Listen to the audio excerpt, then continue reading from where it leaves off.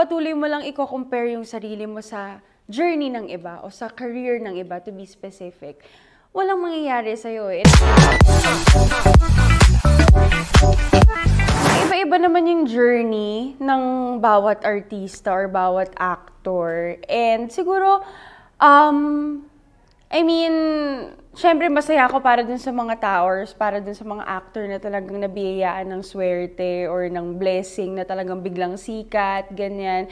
And siguro, for me, sa journey ko, talagang pinagdaanan ko kasi step by step eh. Ever since nung nagtropang Pochi ako, ganyan 9 years old ako noon. Tapos ngayon, hindi ko na sabihin yung age ko.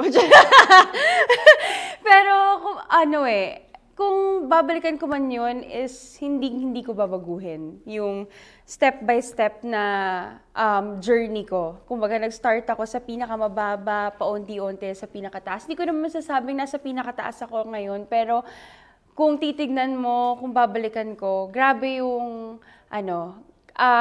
grabe yung pinagdaanan ko, grabe rin yung layo na ng pinagdaanan ko.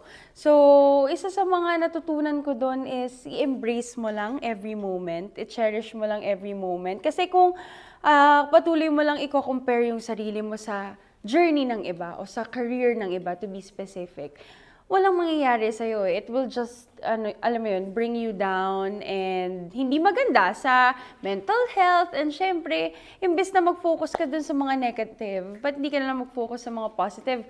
Mag-workshop ka or anything na mag-excel ka dun sa field mo or dun sa career mo, kung ano makakabuti at mas makakatulong sa pag-angat sa'yo, dun ka na lang mag-focus and hindi mo mamamalayan pag binalikan mo na lang, ang layo na pala na narating ko, grabe pala yung mga pagdaan at natutunan ko. So, actually, goal ko na talaga ever since bata pa ako, kahit high school pa ako, sabi ko, hindi ako titigil sa school kahit pa anong mangyari sa career ko, kung sobrang sumikat man ako or hindi.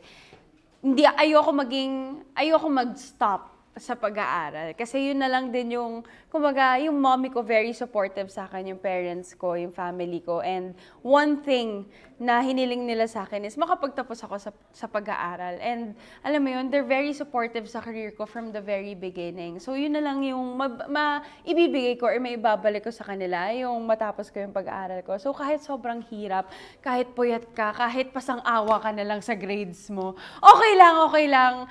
Basta ang para sa akin, matatapos ko yung pag-aaral ko and I'm really happy. I just graduated this year and nung time na yung feeling na inabot sa akin yung diploma ko, sabi ko, bukod sa, tapos na, ganyan. Bukod doon is, wow, grabe lang yung fulfillment. Grabe lang yung saya. Iba yung joy or happiness na nadadala nun sa'yo kapag may naabot ka talagang milestones.